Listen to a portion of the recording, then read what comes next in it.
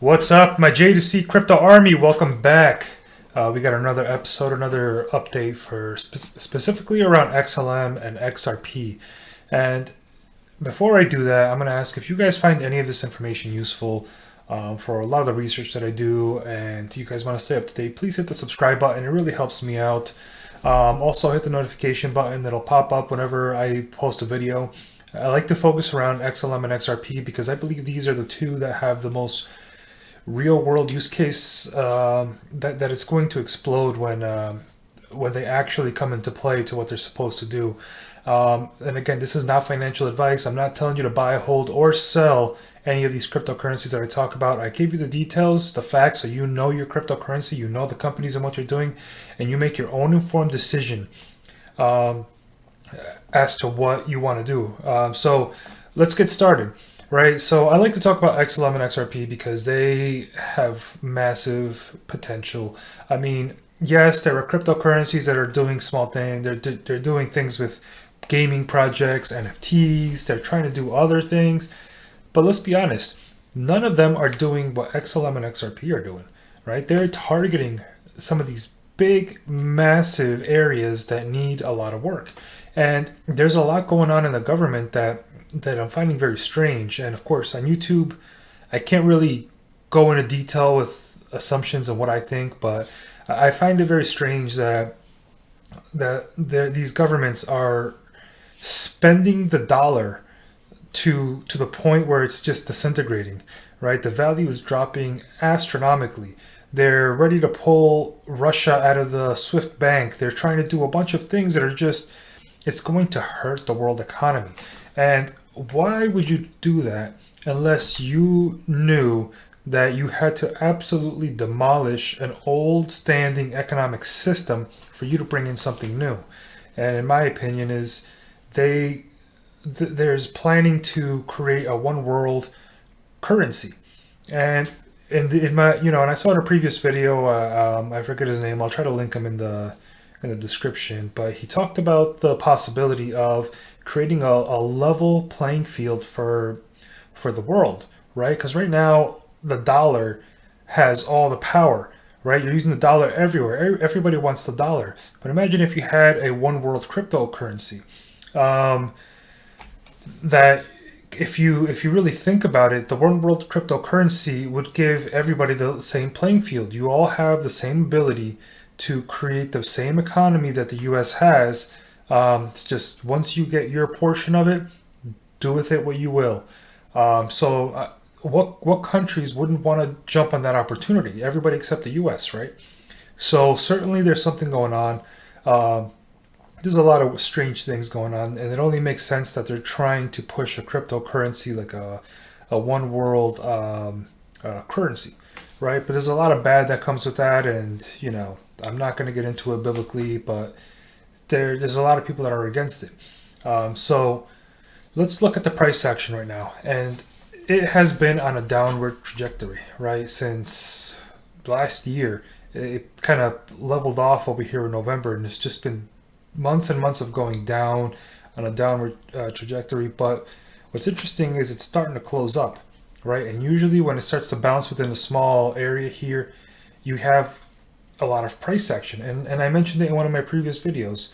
Most cryptocurrencies create a cup and handle, and you see this massive uprise. XLM, you see the cup and handle forming here, and it's usually on the downward trajectory. So the moving average needs to, and the RSI needs to go up and maintain up so that the moving average goes up. This is really when you see the price of XLM go up, but I'm not worried. XLM has been one of the biggest top 5 cryptocurrencies to invest in, and you see it all over the internet. You see a lot of companies mention this, but it's something that is long term, but the rewards are going to be astronomical. Most of us only dream about investing in that one cryptocurrency that spiked up thousands of percent, gained massive funds, and then sold off, right? Well, that's very hard to do because they're very high risk. There's a lot of people that I knew when Shiba Inu was first starting out, and they made over $500,000 profit, but they couldn't sell it. there wasn't enough buyers for you to sell all your cryptocurrency. So there's a massive amount of risk. You could be a millionaire and stuck with the money because nobody wants to buy the cryptocurrency from you, right? They could die down very quickly and you lose all that money, if not everything that you invested. So XLM, that's not going to happen. XRP, probably not going to happen. So certainly these are two cryptocurrencies that that are, you know, destined to be very powerful in our lives. They're going to be, you know, I wouldn't doubt it if you see in the near future, instead of receiving payments in your currency for your country, that you're going to start receiving cryptocurrency or options to opt into receiving cryptocurrency as a form of payment.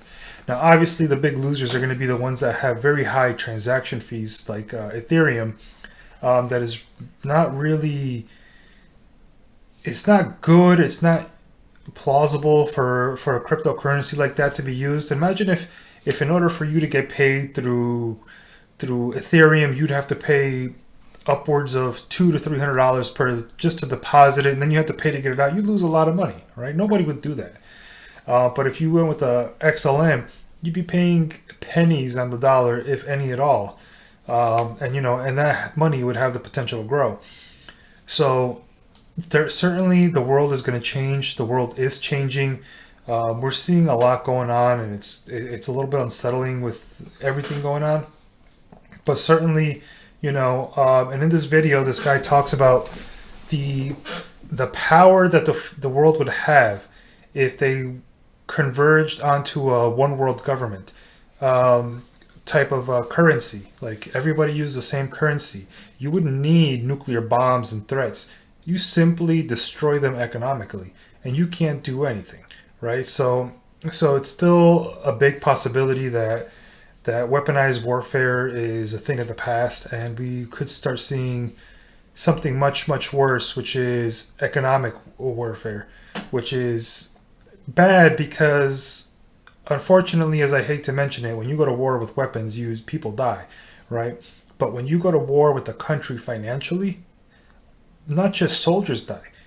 You have people that are going to be struggling, like people like me, you, that are sitting at home just trying to work and live our lives, are going to be affected by an attack economically. So you struggle to get groceries, struggle to keep your home. You'll have a lot of people that would probably die from starvation or lack of resources, or, you know, uprising in government. It's scary, right? But only time will tell what's going to happen. And so, you know, getting back to the price action, the biggest mover that we saw in the past few days is Bitcoin. And I like to call Bitcoin the great deceiver, right? Because there's so much power in Bitcoin right now, which is whales, that they can all, you know, and these big whales have ways of communicating each other and organizing a run up, right? So what do? They run it up, they make their profits, they sell when everybody else has, you know, buying up here, and then it drops back down, they buy again, they bring it up. And so you can't let Bitcoin deceive you. Bitcoin will deceive you plenty of times, and the price actions are so drastic on Bitcoin. I mean, let's look at this. From 33,000, it went up to about 45,000. I mean, that's over a $10,000 price difference, and it's enough to where it moves other currencies, it deceives people, and then they lose money because they buy and it drops. But again, if you are smart, if you have been listening to my channel and other channels that have been saying it all along, you don't buy when you see the green, right? It'll always come back down. You buy when you see the massive reds. If I saw this and I was a Bitcoin investor, this would have been a perfect buy signal for me, right? People always fear, oh, what if it goes down to $3,000 again? Not likely, because of the amount of investment from not just retail, but business. So it's highly unlikely that it will drop. But even if it does, so what? Imagine having the opportunity to get Bitcoin at $3,000. I would feel so happy knowing that in the near future, even if I had to wait 4 or 5 years, I could get a profit of that $3,000 going up to $60, $70, $100,000, hell yes, I'd buy into that. So for me, that would be the optimal situation where Bitcoin just absolutely crashed down to like $3,000 to $5,000. Probably not going to happen. Probably going to see another bull run soon. It just has to take the right conditions. The right trigger has to happen where people kind of rush in, FOMO into cryptocurrencies. But there's a lot going on. I think a lot of people are trying to, they're kind of in a sit and hold pattern to see what's going to happen with Ukraine and Russia, because these things, and first COVID, all of a sudden COVID's disappeared. Government's not talking about it anymore, right? But there, I think there's a lot of holding pattern of people's fear, right? And fear always gets you. It's people that are not investing because they're scared of losing their money that usually don't make the money at all, or they end up losing the most because they get it at these massive spikes, thinking that they got on early, but in reality, at this price point, it's very unlikely that this is going to jump up to $100,000, right? I think it'll be a progressive hike, and as it continues to rise and rise, that's when people come in. But getting back to XLM and XRP, let's get into some news articles that I found. The Stellar Development Foundation sent out a couple emails. They're saying that they're on track and they're doing tremendous work. They're increasing scalability, network innovations. They want to activate more network participation and demand and promote inclusion. Now, Stellar says that what they're doing now is going to create massive adoption. They're going to they expect a price action in 2022. That's coming from Stellar themselves. This isn't from me going around and saying, I think this is this, or YouTube channel saying, I think this is going to happen. This is Stellar Foundation, and they know best, right? Their whole world revolves around cryptocurrency and their development of it. So if they're saying that what they're doing now is going to create mass adoption of the cryptocurrency, you can expect some price action very soon, right? And you can always go on the Stellar Foundation and look at their 2022 roadmap, which will show you what they're trying to do. And they go into great detail. But one of the other big things that we expect in 2022 is the smart contracts. Sorry, my brain goes blank sometimes when trying to look at all these pages here. But smart contracts is going to be massive. It's going to allow you to create programs that are safe, secure, and cheap and effective. I mean, that's what they're doing right now, right? They're working on making the network so easily accessible that developers can create safe and secure applications to solve their problems on the Stellar network. And XLM is the native token for the Stellar blockchain. And so it's going to always have some kind of value. And it doesn't matter what website you go to. When you look at this is CoinMarketCap, and you scroll down from the price to the news articles. Now, you know me, I don't like CoinMarketCap.com because there's too many glitches in their price, and there's some corruption going on and manipulation that has been called out in the past, specifically around Shiba Inu, where they can drop the price of a coin for a moment, and it's a whole bunch of conspiracy around that. But I do like that they provide articles at the bottom. And one of the top things you always see is Stellar is always one of the best investments you can make. They show other cryptocurrencies and why, but they always talk about why holding Stellar is a good idea. And I believe that. And those of you that understand cryptocurrency and think that XRP has the potential to rise faster than XLM, they don't understand that the amount of XRP is double that of XLM. So XLM has half the quantity available that XRP does. So it requires a lot less to reach a certain price point. And it's all going to happen once this adoption kicks in, right? And so, and what is going to be that trigger? And I believe that the trigger is going to be the next topic, which is XRP. Now, XRP has been in that lawsuit, right? But there's a lot of people that believe that the SEC lawsuit against Ripple is going to lose. It's probably going to end probably around April of 2022. I mean, April to May, some time frame like that. So why is that important, right? So, I mean, the reason XRP has so much more attention and activity than XLM is because they're in the news, right? Everybody's looking at the SEC. Doesn't matter where you go, they're always talking about the lawsuit, right? And because it's going to affect probably what they do with other cryptocurrencies. So the fact that they think they're going to lose on merit means they don't really have a good reason.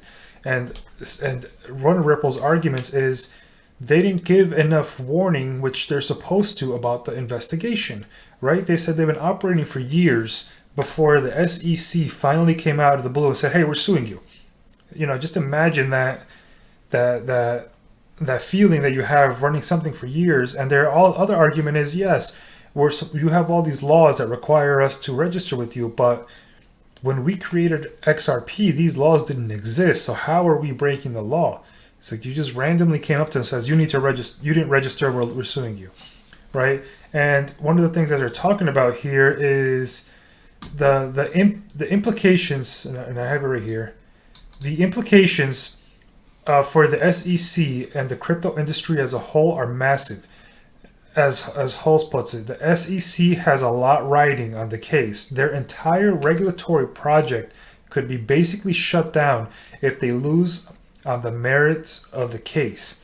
So that's important, right? So they don't have anything to prove that Ripple is security, then what is to, like, how are they going to take any other cryptocurrency to court, right? How are they going to be able to say we need regulations on these if we tried to accuse one of being a security and we lost?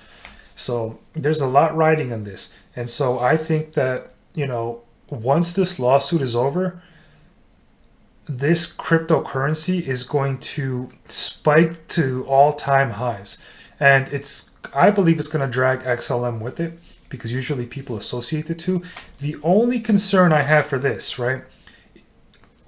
If you, excuse me, I'm over here choking, just because I'm so emotional about my cryptocurrency. So if you live in a state like New York, you're going to have a hard time getting this at the right time, at the right price, right? You cannot buy this on Coinbase. They delisted it until the lawsuit is over. But what does that mean? It means that you could still purchase it in other exchanges and stuff, but usually those exchanges abide by the laws of the state.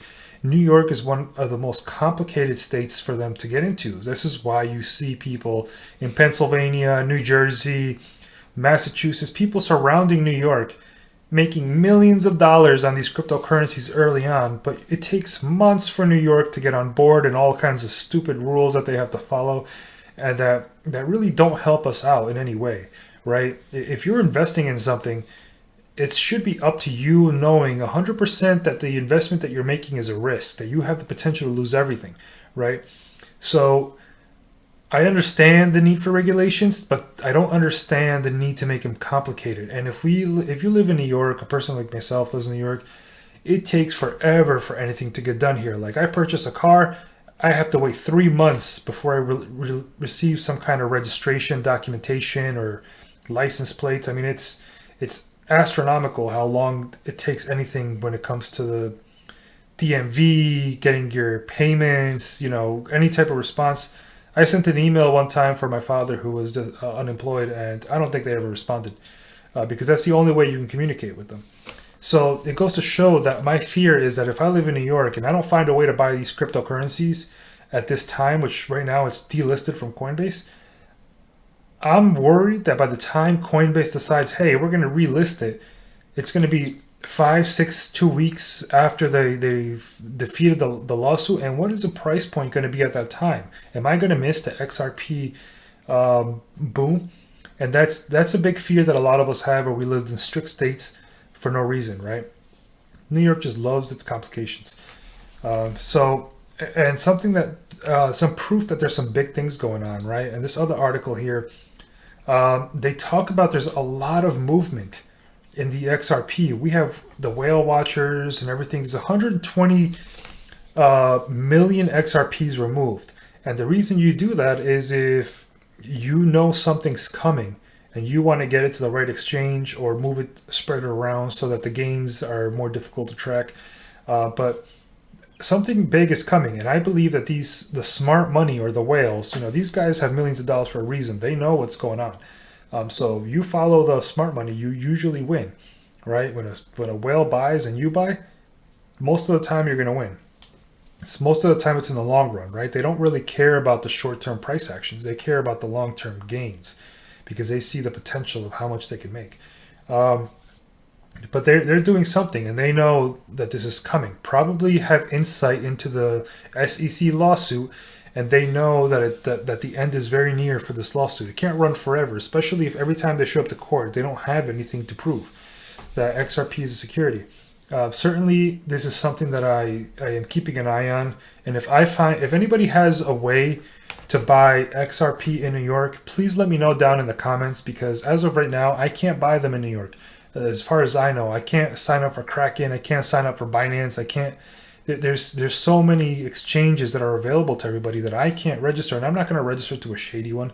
I'd like to register to one that I can buy XRP now and transition to my Coinbase account, because it's all about security, right? Not every exchange has the best security, and this is when you see these hacks come in, where these hackers steal millions of dollars worth of cryptocurrency.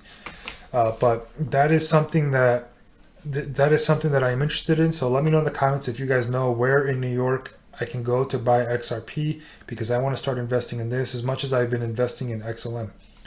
All right, guys, that's all I have for you guys today. Right now, I believe XRP is going at around 79 cents, so it's definitely a good time to buy it if you can. I hope you guys really enjoyed my content. If you guys want me to talk about a different cryptocurrency, let me know down in the comments, because I can certainly start researching. But these are the two big popular ones that I like to cover, because it gets the most attention for people. It's what people are most interested in. Certainly let me know if you guys want any other type of content. And if you found this useful, please like and subscribe, hit the notification button, and I'll catch you guys on my next video. Thanks for watching.